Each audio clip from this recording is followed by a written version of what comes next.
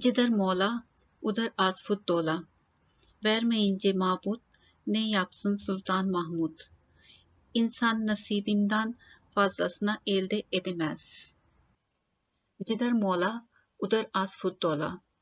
इंसान की किस्मत और मुकद्दर में जो लिखा हुआ है उसे वही मिलता है, चाहे वो जितनी मर्जी कोशिश और तदबीर कर ले उसे बदल नहीं सकता। इस ज़रबुल मसल की कहानी कुछ यूं है।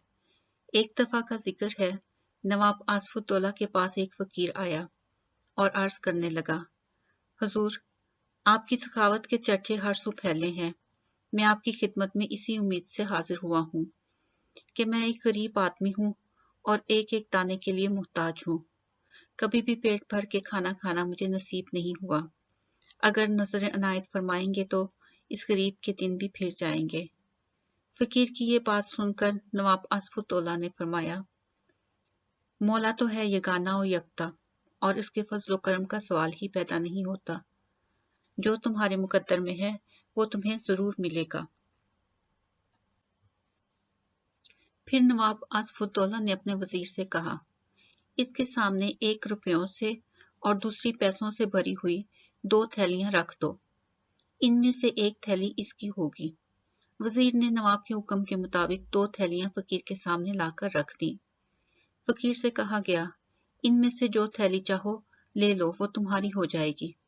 फकीर ने इनमें से एक थैली ले ली और इसे खोला तो इसमें से पैसे निकले।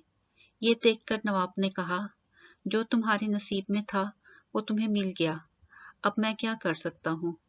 जिधर मौला उधर आसफुद्दौला।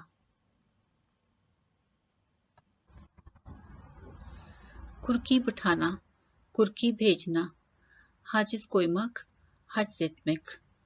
कुर्की बिठाना, कुर्की भेजना, कर्ज वापस अदा न करने पर मकरूज पर कानूनी चाराजोई करके उसके जमीन, जायदाद और मालो इसबाब को कब्जे में ले लिया जाना कुर्की कहलाता है।